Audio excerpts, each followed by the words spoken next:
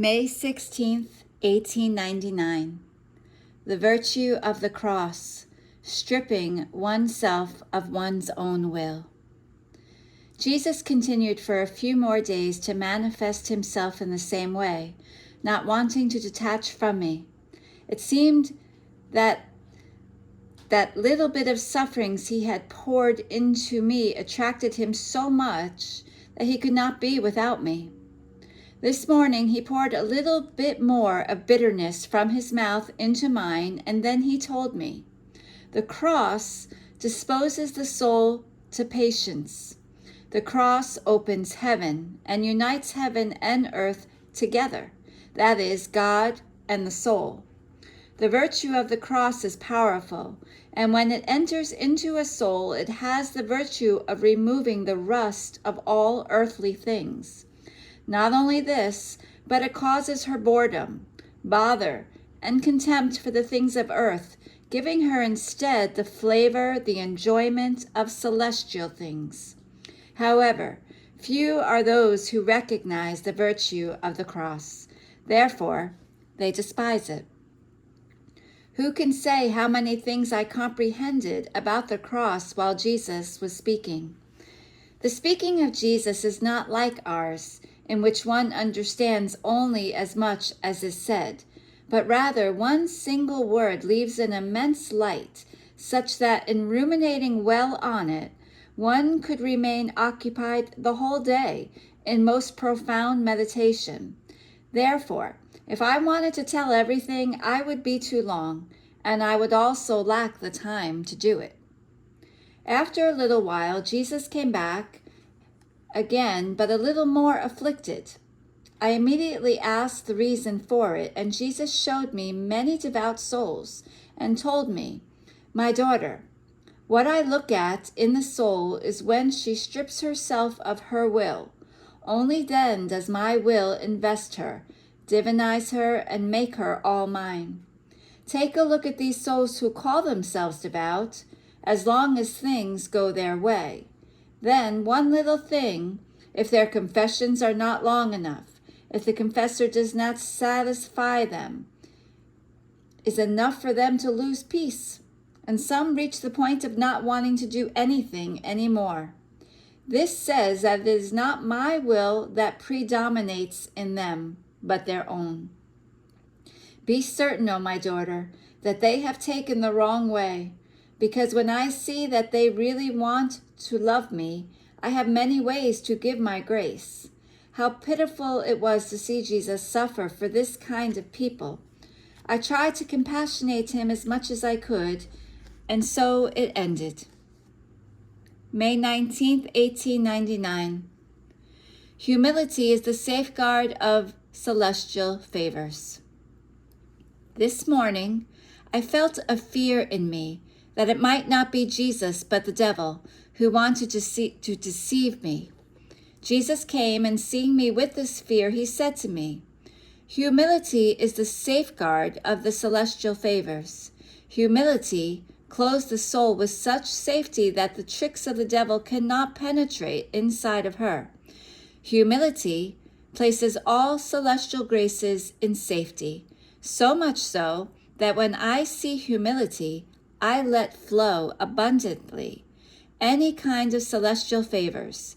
Therefore, do not want to disturb yourself for this, but rather, with simple eye, look always into your interior to see whether you are invested with beautiful humility, and all the rest. Do not bother about anything." Then he showed me many religious people, and among these priests, even of holy life.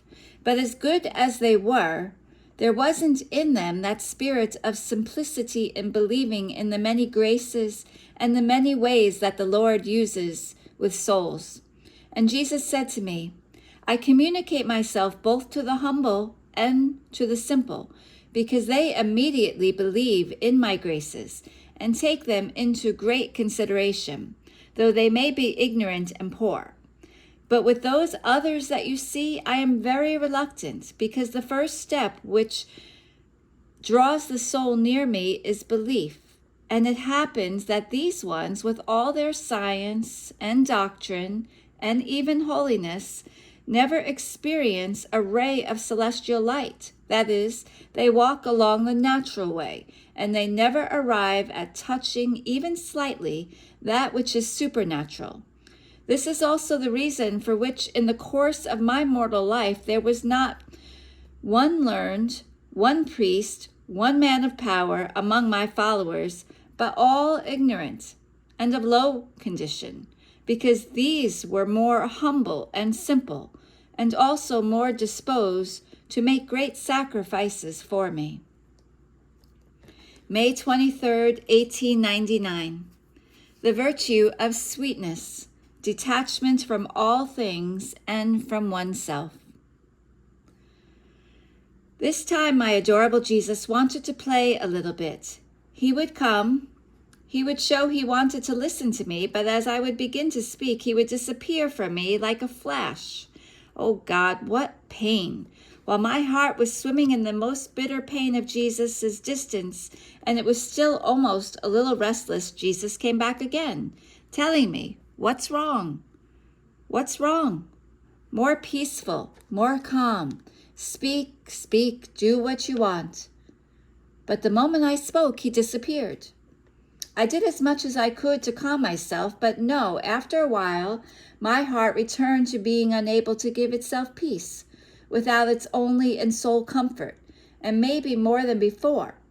Coming back again, Jesus told me, "My daughter, sweetness has the virtue of making things change their nature. It knows well how to convert bitter into sweet. Therefore, more sweet, more sweet." But he gave me no time to say a word. This is how I spent the morning. After this, I felt I was outside of myself together with Jesus.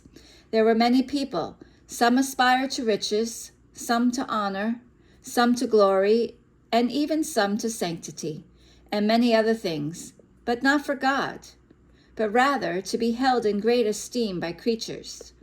Turning to them, shaking his head, Jesus said to them, "Foolish you are. You are working your own net to entangle yourselves." Then, turning to me, he told me, "My daughter, this is why the first thing I so much recommend is detachment from all things, and also from oneself. When the soul has detached herself from everything, she does not need to pluck up her strength in order to stay away from all the things of the earth which of their own come around her, but seeing themselves ignored, even more despised, saying goodbye to her, they take leave of her to bother her no more. May 26, 1899. Contempt of oneself must be united to faith. This morning, I was in such a state of annihilation of myself, to the point of feeling obnoxious and irritated. It seemed to me that I was the most abominable being that could be found. I saw myself like a little worm that tossed and turned, but remained always there, in the mud, unable to take one step. Oh God, what human misery! Yet, after so many graces given to me, I am still so bad. My good Jesus, always benign with this miserable sinner, came and told me, "Contempt of yourself is praiseworthy when it is well invested by the spirit of faith. But when it is not invested by the spirit of faith, instead of doing you good, it can harm you. In fact, in seeing yourself as you are, unable to do anything good, you will be discouraged, disheartened, without daring to take one step on the path of good. But by leaning on me, that is, by investing yourself with the spirit of faith, you will come to know and despise yourself, and at the same time to know me, confident of being able to do anything with my help. And here is how, by acting in this way, you will walk according to the truth." How much good these words of Jesus did to my soul. I comprehended that I must enter into my nothingness and know who I am, but I must not stop there. Rather, immediately after I have known myself, I must fly into the immense sea of God and stay there, to draw all the graces that my soul needs. Otherwise, my nature remains weakened, and the devil will look for means in order to cast it into discouragement. May the Lord be always blessed, and may everything be for his glory. May 31st, 1899. Opposition serves so that the truth may shine more in its own time. This morning, as I was in my usual state, my adorable Jesus came, and at that very moment I saw the confessor.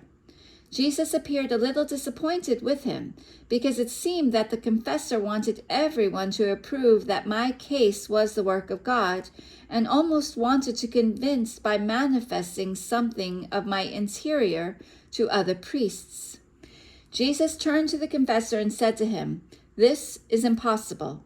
Even I received oppositions, and from people among the most distinguished, and also from priests and other dignities.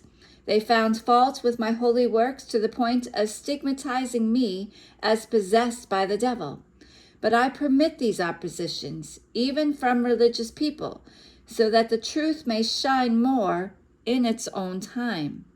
If you want to consult with 2 or 3 priests among the most good and holy, and also learned, in order to receive enlightenment, and also to do what I want in the things to be done, such as advice from the good and prayer, this I permit. But the rest, no. It would be like wanting to spoil my works and expose them to mockery, which displeases me very much." Then he said to me, What I want from you is an upright and simple operating.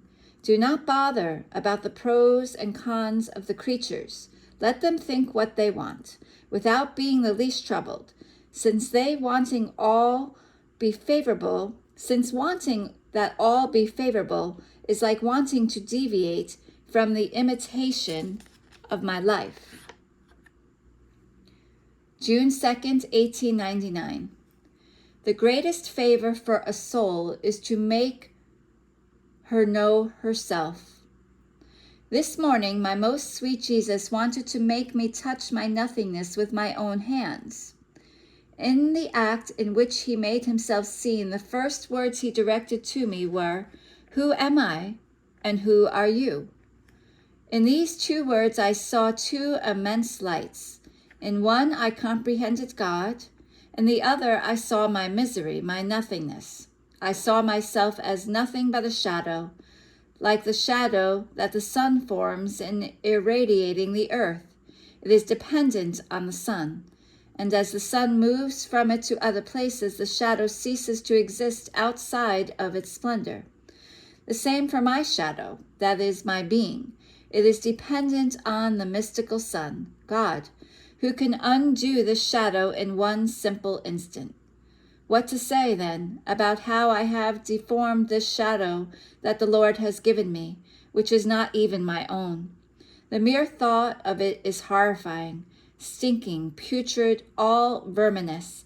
Yet in such a horrid state I was forced to stand before a God so holy. How content I would be if I could hide myself in the darkest abyss. After this, Jesus told me, "The greatest favor I can do to a soul is to make her know herself. The knowledge of self and the knowledge of God go together. The more you know yourself, the more you know God. The soul who has known herself, seeing that she can do nothing good by herself, transforms the shadow of her being in God, and it happens that in God she does all her operations. It happens that the soul is in God and walks beside him, without looking, without investigating, without speaking, in a word, as if she were dead. In fact, knowing the depth of her nothingness, she does not dare to do anything by herself, but she blindly follows the trajectory of the operations of the Word. It seems to me that a soul who knows herself, it happens as to those people who travel in a steamer, and moving from one point to another without taking a step of their own. They make long journeys, but everything by virtue of the steamer that transports them. In the same way, the soul, by placing herself in God, just like people in the steamer, makes sublime flights on the way of perfection, fully knowing, however, that it is not because of her, but by virtue of that blessed God who carries her within himself. Oh, how the Lord favors, enriches, concedes the greatest graces, knowing that she attributes everything, not to herself, but to him. O souls who know yourself, how fortunate you are.